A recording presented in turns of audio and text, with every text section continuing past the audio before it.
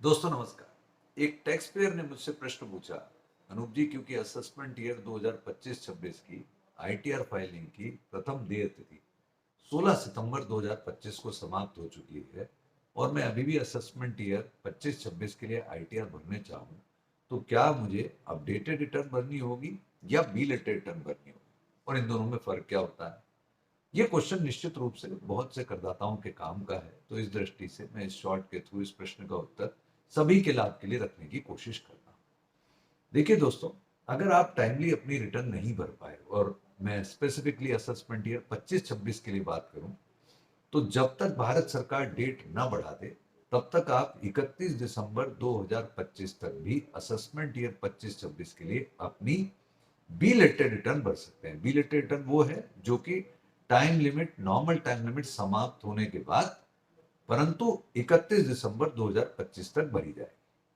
अब यदि आप 31 दिसंबर 2025 तक भी अपनी रिटर्न नहीं भरेंगे, तो आपको आईटीआर यू भरने का ऑप्शन यानी अपडेटेड रिटर्न भरने का ऑप्शन मिलेगा।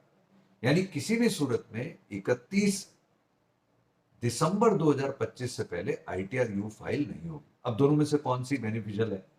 दोनों में से प्राइमा फेसाई बिलेटेड रिटर्न ही बेनिफिशियल है। ऐसा क्यों? क्योंकि आईटीआर यू भरते समय न केवल आपको टैक्स प्लस इंटरेस्ट देना होगा, टैक्स प्लस इंटरेस्ट का 25% अतिरिक्त राशि भी एडिशनल टैक्स के रूप में देनी पड़ेगी 1 जनवरी 2026 ऑनवर्ड। तो इसलिए वे सभी करदाता जिन्होंने अपनी आईटीआर किसी वजह से नहीं भरी हो और अपनी आईटीआर भरना चाहते हो 2025-26 के लिए, तो वो आईटीआर यू के इस ऑप्शन को यूज करें, बनस्पत वेटिंग फॉर कि मैं बाद में आईटीआर यू भर लूंगा। हाँ, यदि आप इस प्रकार से बिलेटेड रिटर्न भरने का ऑप्शन भी किसी प्रकार से नहीं ले पाते, तो बाद में आपके पास आईटीआर यू भरने का ऑप्शन खुला रहेगा। तो आई होप ये जो डिस्टिंग्विशमेंट, ये जो अंतर मैंने यहां पर रखा, वो आपके लिए काम का रहेगा। Thank you. जय हिंद।